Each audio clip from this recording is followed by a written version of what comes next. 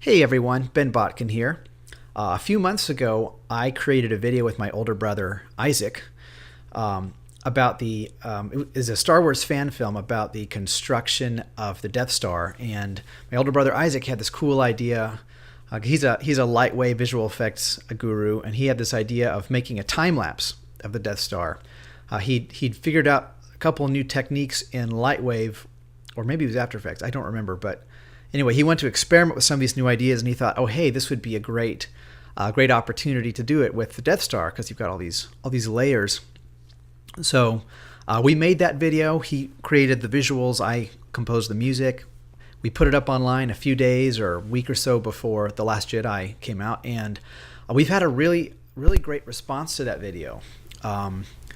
Between YouTube and Vimeo, it's had over 1 million views as of the end of March when I'm making this video.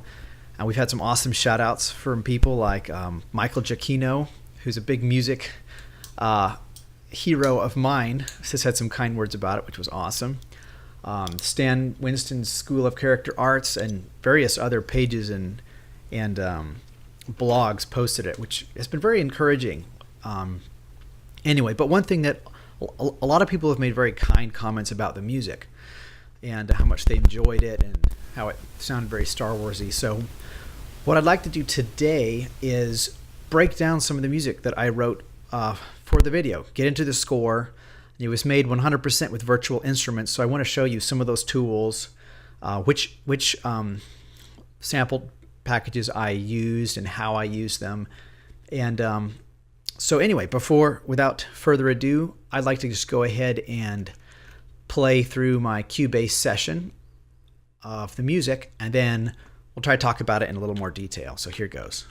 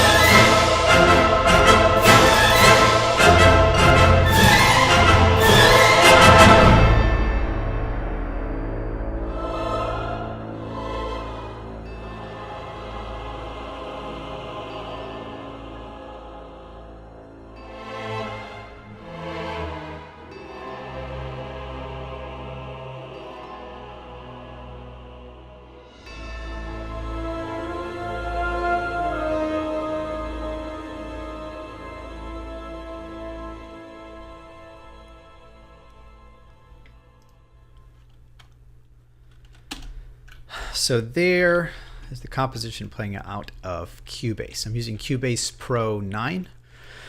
So anyway, I want to talk about this a little bit. So originally we had this discussion. Should I try to just do a cover of some and rearrange some existing Star Wars themes? And we had some ideas for how that could be cool. But eventually we made the decision, no, let's just do something that's original. Yeah, it's kind of in the John Williams Star Wars sonic style. So it basically fits the subject matter, but it's not actually using the existing melodies and such. And there were a number of reasons behind that. So and now I want to say a couple of things about the process of composition. Since my brother Isaac was he made this video and he had a bunch of cool shots, but the timing of the video was pretty flexible. So I didn't need to write the music to very specific sync points. Basically, it was, hey, just make something that's really strong musically on its own, that's about 2 minutes long, that starts, kind of subtle and it grows and has a big ending and then a little tail at the end. And then I can just cut all the different cool shots that I have to that music. So that's basically what we did. I knew roughly how long it needed to be. I knew it needed about 15 seconds of like a subtle intro and then sort of like a tail at the end of I wanted basically to use the same idea. But then it was basically just try to make something that's strong and Star Wars-y. It's about 2 minutes long. So that was basically the goal. And actually, I came up with the melodic ideas, the main melodic ideas and orchestration ideas, completely away from my computer, completely away from a piano for my setup, just thinking them over in my head. And I found that sometimes my best ideas, or some of my better ideas to begin with, actually come when I'm not sitting at the keyboard. And I think there's reasons for that. I think sometimes the music organically starts to be created in my mind. I'm humming it with my mouth. I'm listening to it basically in my brain, and sometimes I get more complete structured or musical ideas that way than when I just sit down at the computer at my keyboard and start playing my instruments right away. There's different advantages to that, but anyway, the majority of the structure and the ideas I actually came up with entirely away from a piano and a keyboard. And then sitting down, it was fleshing out the ideas, building them out, strengthening those ideas. So anyway, those are a few notes about the composition. So let's go ahead and take a look at the instruments I'm using. I have a pretty large template here. I'm using quite a few instruments between different libraries. But let's just go ahead and start breaking them down by section and seeing what I've got going on here. Okay, so strings. I'm using musical sampling soaring strings for basically the melodic lines. So let's solo those so you can hear just those in action.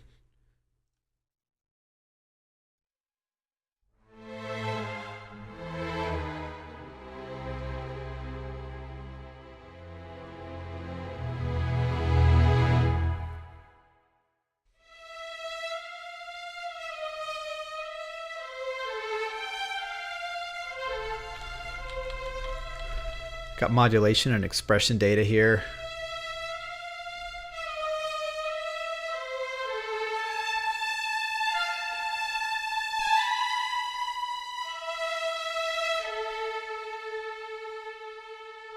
One thing I love about this library is it's very agile.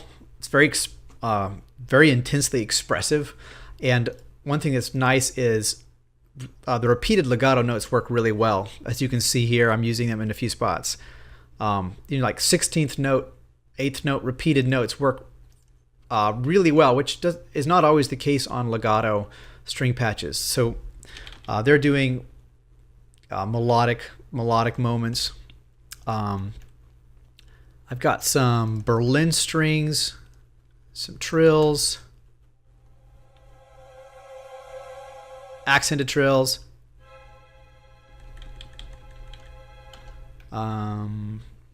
This I believe is the octave bass patch from Metropolis Arc 1.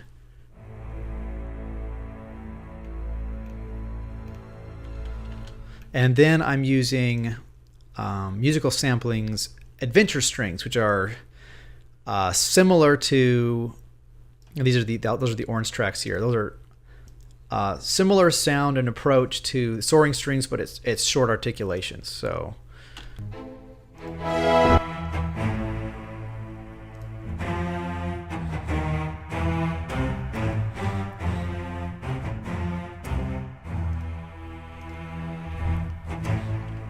one thing I like about these is you can basically it'll switch between short notes and long notes on the fly. So like if I play a little bit here, I can play spiccato notes if I play short.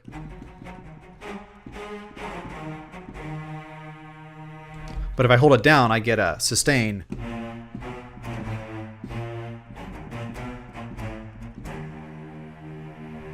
Which is really nice for just playing stuff in.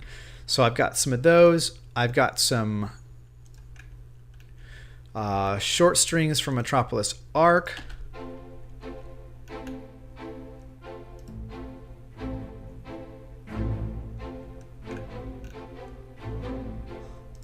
Let's see what else I've got. Got some violin repetition patch from Berlin Strings by Orchestral Tools.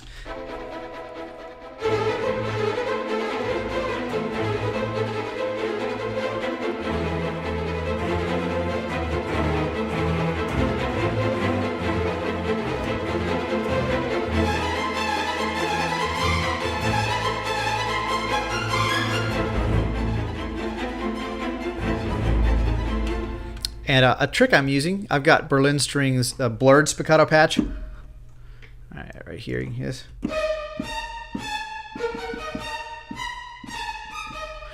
It's if you use it in a really exposed way, it can stick out as odd. But one thing I like to do is like double it with another short violin patch, like for really high stuff, really fast stuff that's happening up high. Maybe double it with a xylophone or something, and it can add like a nice kind of swimmy, like human element to it, for like high fast arpeggios. And let's see, I've got a little moment here later on.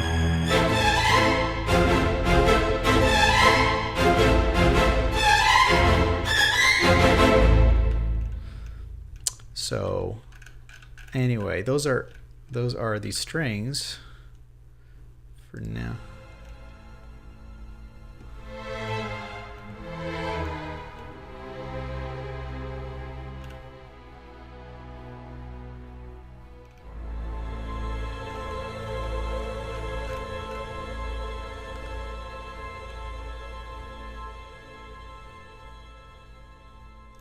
I love like trill chords.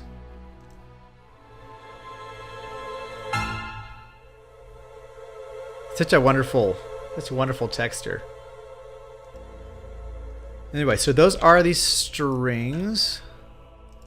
Let's take a look at our brass. So what I'm using for brass in this piece is I think it's exclusively Orchestral Tools Berlin brass. And if you take a look, I've got it split up. The articulation's really split up, and there's two reasons for this.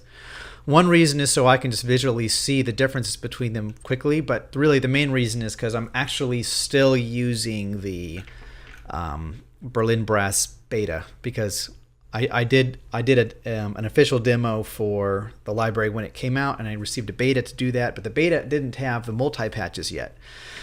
And I haven't downloaded the non-beta version yet because it's 180 gigabytes, and my internet is not the fastest, so, and I'm lazy, so I'm still using it divided up by articulation. So like trumpet 1, staccatissimo, so a very, very short, staccatos, shorts, a marcato long, a short longer note, a long marcato longer note, and then sustains. These are sustains accented, which I like.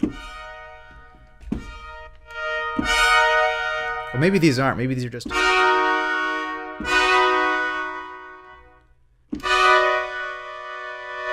I guess they are. But you can do this nice little thing where like you start with your accent and then build it down and then swell it back up like...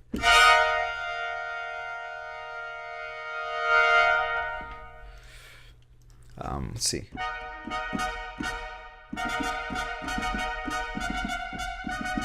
And those are that's just the first trumpet. So that's just a solo trumpet. Over here I've got some, let me solo these guys. Trumpet number 2 and trumpet number 3, playing staccatissimo tracks. Playing staccatissimo. It's very short.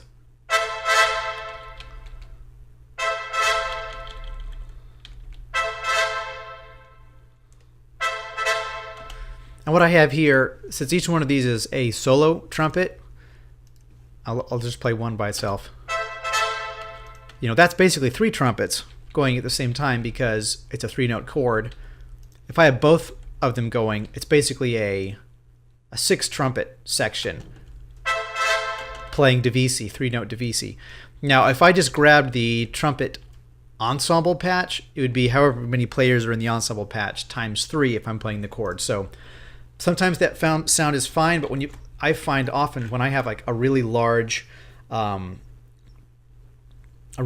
project going and a whole bunch of things going at the same time, it can get too the mix can get too blurry and too fuzzy if everything is using a really big ensemble. So these are nice because these cut through really nicely.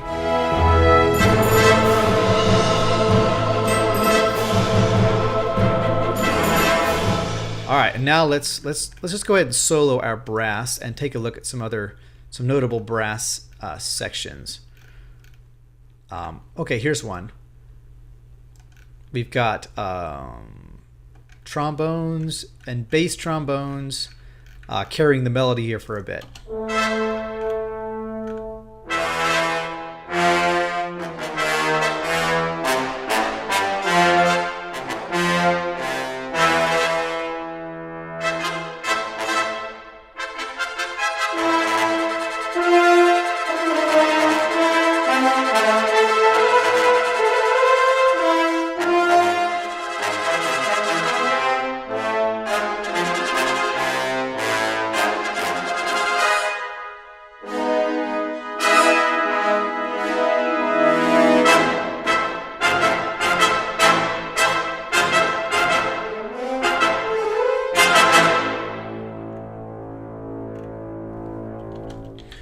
Okay, so I get a question I've received in the past has been, how important is it to use the different articulations that you get access to when you buy some of these bigger sample libraries like Berlin Brass?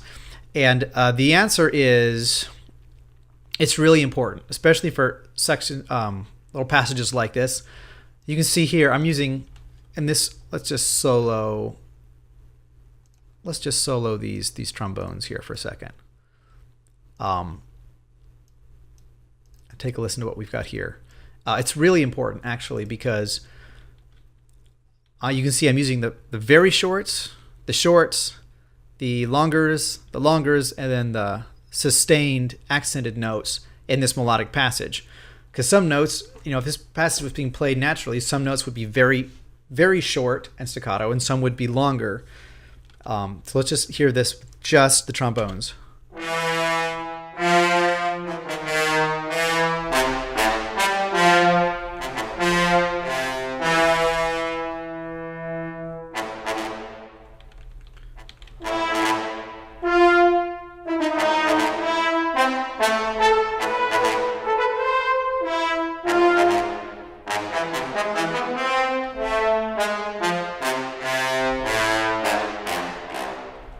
Okay, there's a little bit of weirdness going on here. Basically, I'm finding out as I zoom in and isolate certain sections, I'm finding some weird sloppiness that I didn't catch last time I was working on this close.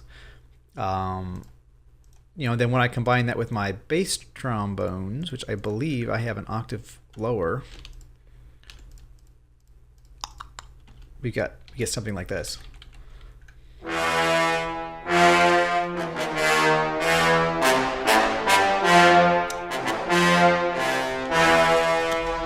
So pretty powerful sound, and it has to be a powerful sound because it's hard to carry melody in the bass when you have a lot of action going up in the mid and high registers. So things like trombones would work better for this in this context than say tubas, which have a warmer, like wider sound. In a more isolated context, those are really nice. But I needed something that really bites and cuts through the mix here because I have so much other stuff going on. So I really put the emphasis on the bones and the bass bones. So in context, it's more like this.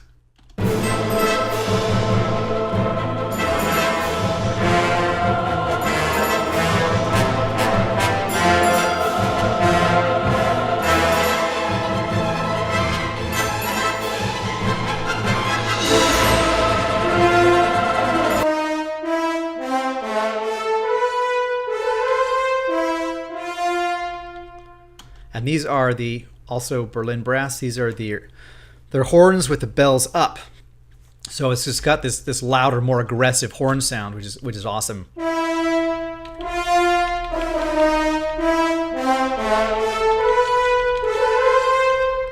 Another thing that I'm doing here, and you can't hear this very well, and it's kind of sloppy, as I'm doing some horn runs with my first, second, and third solo horns all together. And I actually really like the trumpet run and horn run patches in here. They're really awesome.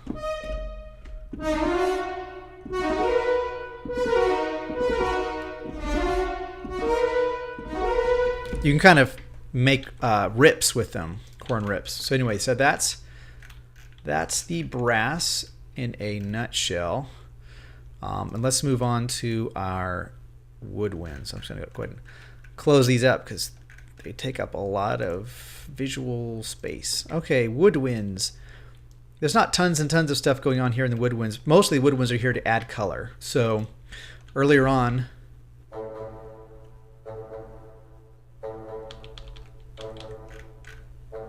there's adding a little bit of bass action.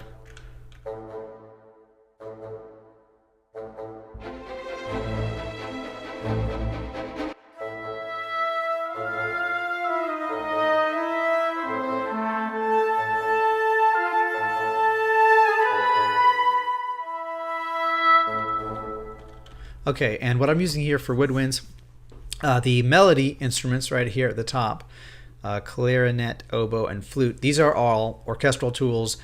Berlin Woodwinds Expansion B. Okay, that's not part of their larger Berlin Woodwinds library or the Berlin Woodwinds Revive library. These focus on solos, and I really love them. So for exposed lines, legato melody lines, I'll be using these. Often for shorter articulations, staccatos and stuff, I'll use the main library, which is what I've got here with these bassoons. Got a moment a little bit later on where they get a little more action. Let's play that.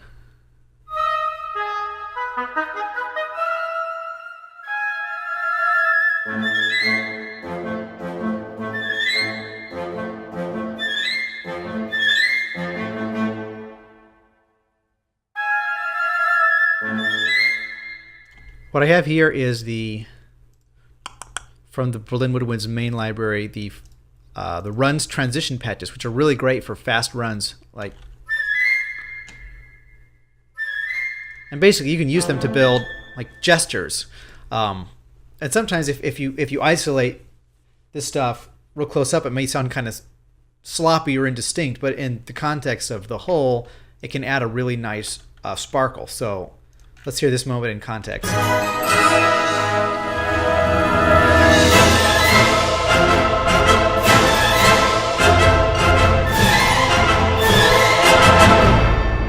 So for that real high, let's see what all I have going on. I've got piccolo and flute, I believe, an octave apart.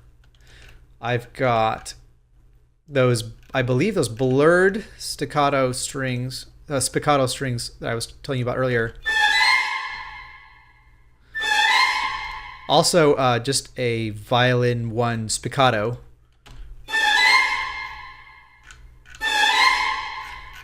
And I also have down in my percussion, which I'll probably go to next. I've also got choir. You see, I've got what do I have? I've got tubular bells doing that. It's interesting. And crotales or crotales, or however you say that.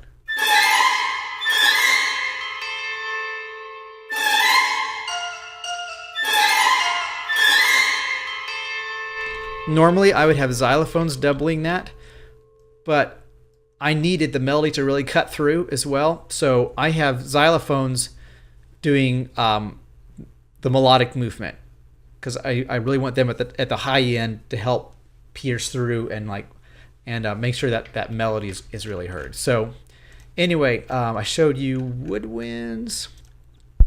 So that's it for woodwinds. I'll jump down to percussion and then do choir last. So Okay, what am I using? My timpani, I'm using CineSamples, CinePerc's timpani.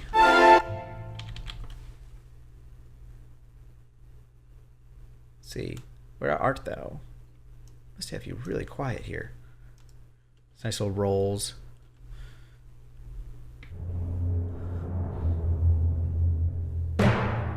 Oh, that was pretty intense. Okay, so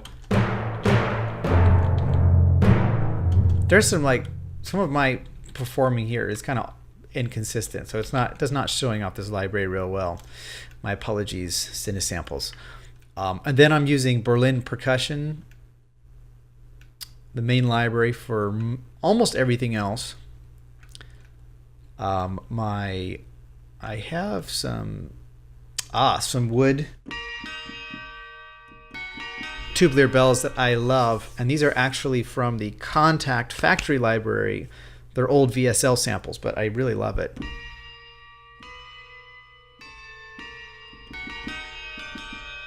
It's just got such a nice sound to it. But mostly I'm using Berlin Percussion. So let's solo some of our percussion. And there's actually quite a lot going on in this piece, and you may not hear exactly how much is going on until you hear it by itself.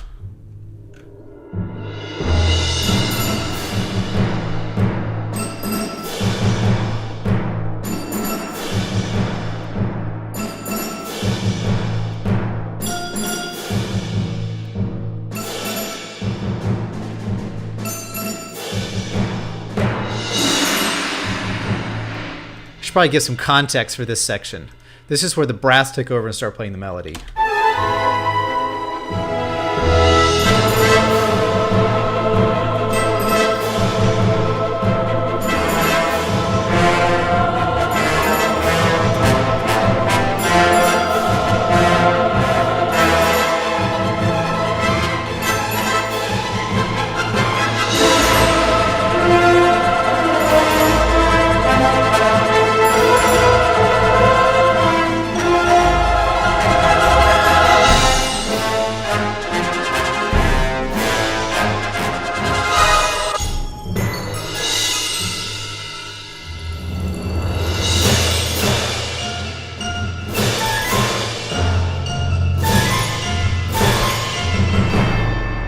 Actually got some piano down there as well, up there.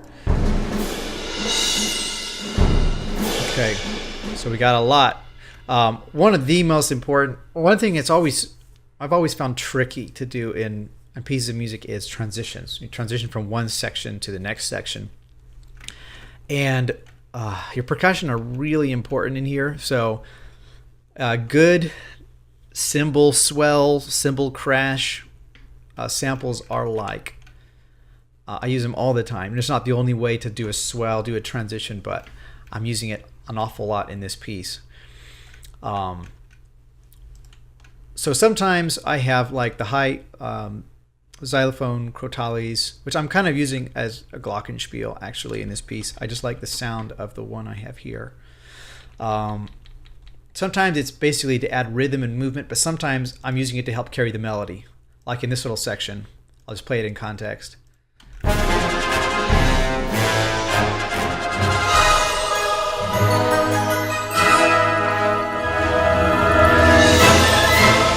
So this little section I just played is actually one of my favorite parts of this piece.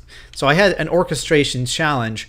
Basically, it's been real big during this middle section while the Death Star is being built, and then the low brass gets real powerful and goes down real low. Dun dun dun dun dun dun dun dun dun dun.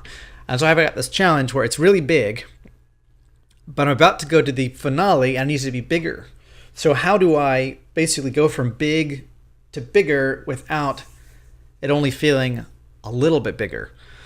So I had this little 4-bar or so moment that perplexed me for a while, but what I ended up doing is just basically I had the brass being real big, and then the brass are going to be real big in a minute, so I took the brass almost completely out and brought some other sections to the forefront basically to create some contrast and a little bit of rest.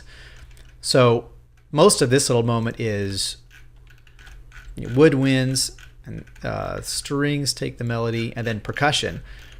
So if I eliminate the brass and the choir and you hear just those things, brass are real big here, and then they're pretty much gone here.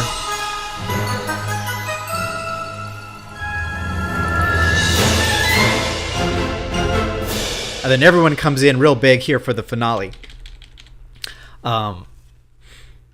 So anyway, that's what I've got the percussion doing. Oh, I should make some notes. I've got some harp glissandos. This is Spitfire's harp, actually. I believe it is, at least. I'm using CineSamples piano in blue for some parts, and then I'm for just like for the really harsh attack later on in this moment.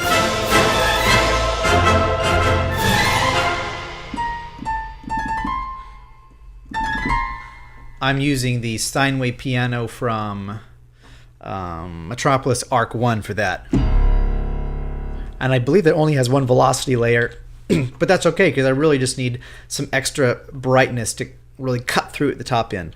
And then I'm using, the bass note here. That's the lowest A, isn't it? Normally I never go lower than the lowest C on the piano, just because it becomes too indistinct of a sound. But I did do that here, and sometimes it works. It's more of an effect than it is, a real clear tone when you get that low.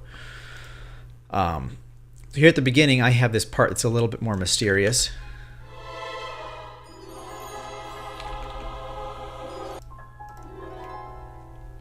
Using some piano and Celeste.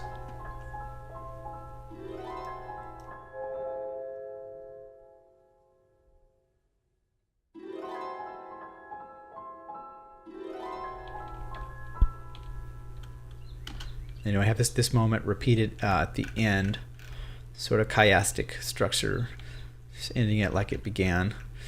Okay, so yeah, I think I'll move on from the percussion. That's basically what I have. I'll look at choir, and then I'll look at tempo, what I'm doing with tempo. So, choir. What am I using? I'm using mostly the choirs, maybe exclusively, the choirs from Orchestral Tools Metropolis Arc 1 and 2 series. So they're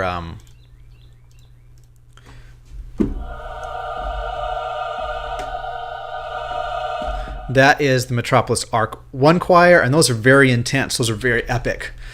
And then their Metropolis Arc 2 choirs are really gorgeous, but softer dynamics, really beautiful.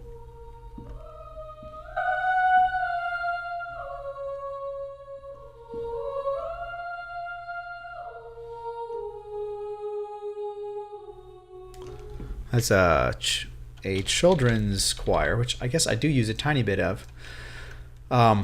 Now, I think some of this is going to be pretty messy as soon as I expose it. And this is one aspect of the mix that's not coming through real well in this version, but I boost it in the final mix.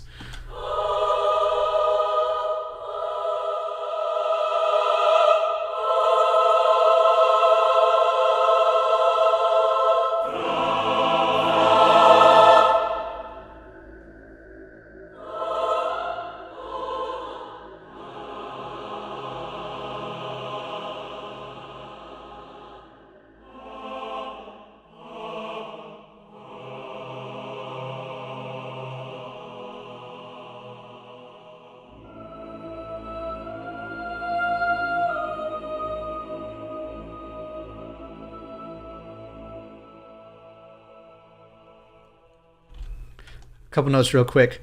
You probably heard this super low bass.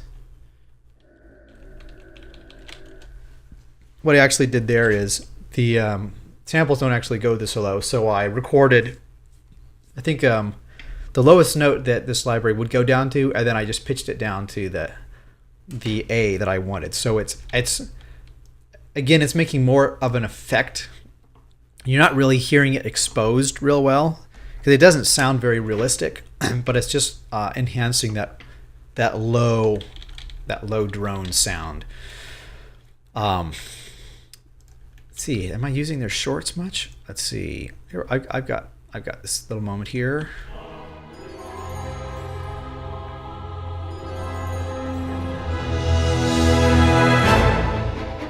Little swell up to the staccato. Doesn't sound that great of a swell on its own. So anyway, these choirs are really nice, and this piece doesn't really showcase them that well. They're just adding additional color, like here in the beginning.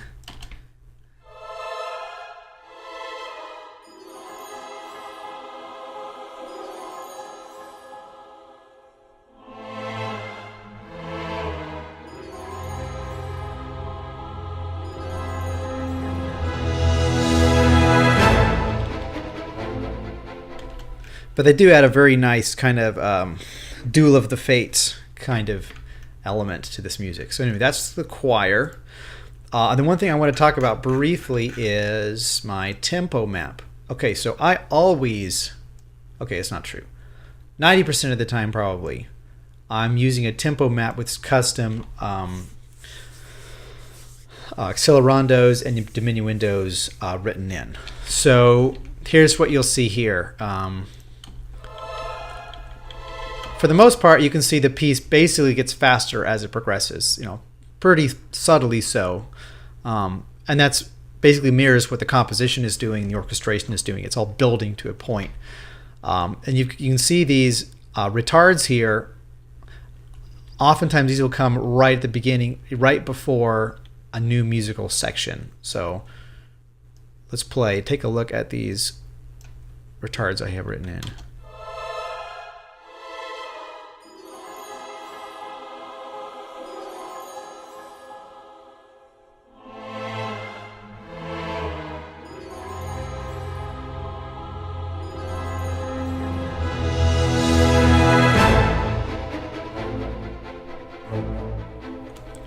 And it's synced to tempo, so I can follow my click track and I can follow my visual grid as well when it comes to syncing things.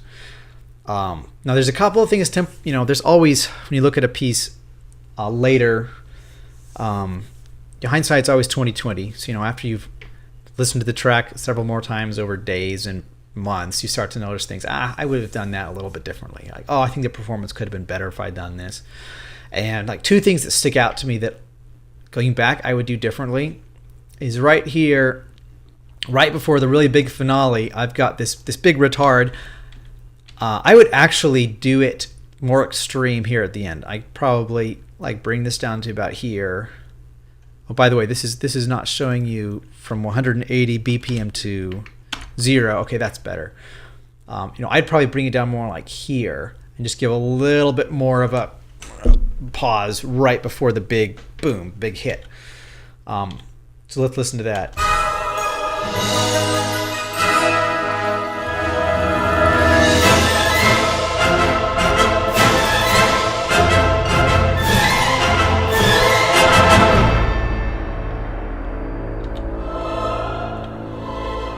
And then diminuendo back on down as the music slows. Another thing I would do differently, you can see there's this little accelerando here, but only for a few bars. I was going for a certain kind of effect where it's like building up to the big hit at the end, but I think it ended up being a problem because there's not enough bars here to basically establish that there is, there's an intentional accelerando. What happens is I think it just ends up coming across as rushing. It just feels like the orchestra is rushing here, which is not what I was going for. So in retrospect, I would just delete these two tempo points and just keep it static through here, and it would eliminate that feel of rushing, because really there's not enough time here to we just had this big retard, and we only have a few bars to establish the new tempo. So I think that was a bad expression call. So I would take those out to eliminate that feeling of rushing. So anyway, that is a little bit of just breaking this down a little bit section by section. Obviously, there's more that could be said. There's some things I'm doing, incorrectly, technically, versus how you would do them with a real orchestra. A lot of it's probably pretty similar, but like you can see here, I'm using way more strings than I would normally have. Like right here, this is the whole string section right here. Actually, it's more than that. I have, as you'll see, I have first violins, second violins, and I made myself a third violins.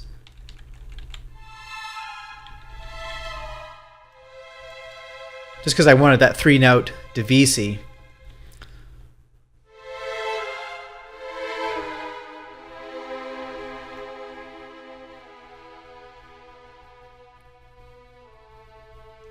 It's like a little rise in the.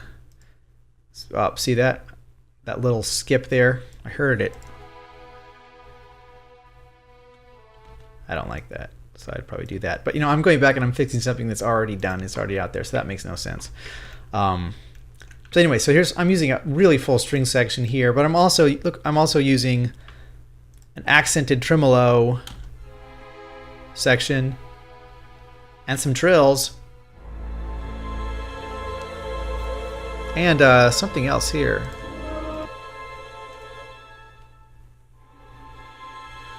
Oh, that's from Metropolis Arc 2. Anyway, so this is not quite proper. I'm doing some things, overdoing some things, but the ultimate point is create music that sounds good, right? And the end product is excellent, and that's what I try to do whenever I'm working on something. So basically, this is what happened here, and the next step would be mixing and mastering. And basically, when I'm doing something that's it's not hybrid and it's not it's not particularly epic, but it's more orchestral like this. This is the goal here, was like very epic symphonic orchestra sound like John Williams. When I'm using that approach, what I try to do is make as close to a finished sound as I can here inside my main Cubase session. Okay, so I'm using, I'm applying the reverbs I want. So the reverb sound is pretty close to the final sound that I want. All the panning is going to be the same, basically, because I think all or most of these instruments are already recorded at their proper spot in the orchestra. So like these Berlin violins are already recorded with a left dominance, because that's where they were at their proper seating in the orchestra. So I'm not actually doing any panning here, unless there's one or two things I've since forgotten. But basically, I'm just leaving the instruments at the seating in which they were recorded in. And my philosophy there is, for traditional orchestral work, if they were recorded at their proper seats, then if I just orchestrate well, then it's going to have a pretty good stereo balance automatically, because the seating in the orchestra was developed over time to basically have an arrangement that would offer pretty good balance in most scenarios. So I don't do hardly anything with panning. And what I did do, though, is I stemmed out some of these sections and individual elements that I wanted to have a little bit louder, but I couldn't because I'd reached like the volume ceiling in Cubase. So I'd render those out as individual tracks, and then in the mix section I would have I would have stems of different sections, and I would have some of the melody elements, or those elements I wanted a little bit louder. Then I'd have some more ceiling there in that audio editing stage. So basically, in that mixing stage, then I'm just working with the audio on this track, and I didn't change that much. Changed the balance on a couple things where I had a little bit more flexibility at the audio stage. And then in the mastering, I would have added a little bit of, I'm thinking back to what I did a few months ago, so I would have added a little bit of encompassing reverb over everything, just to gel it together a little bit, and a little bit of overall EQ as well. And I brightened up the high end just a little bit, probably. That's what I usually do. I would have brightened the high end a little bit. And then I would have raised or lowered the respective volumes of different moments in the mix a little bit. Because, there's the whole loudness wars thing, which is, how much do you compress music so that it's at 0 dB, the whole way across, or do you leave the natural dynamics in the music? Do you go in between? Where's the middle ground? And I'm still trying to figure out how to do that. But I know, like, the beginning of this piece here is very quiet relative to the big finale. So there in the mastering section, I'll just make sure that I'm raising the beginning section up a little bit higher, just so it's closer to even, and yet I'm still retaining a lot of the dynamic contrast between the quiet moments and the big moments. So anyway, I think that's it. That's pretty much all I have to share about this piece today. If you found this helpful, let me know. I'm trying to, figure out how to juggle my time between, I'm a husband, I'm dad with 3 little boys, and I've got the music business and various other things. And I'm interested in maybe making more educational content, but it depends a little bit on demand. So if you found this video helpful, if you'd like to see more like this, please let me know. Send me a note, leave a comment below, like the video. I'd really appreciate that. Thank you so much for watching. Have a great day.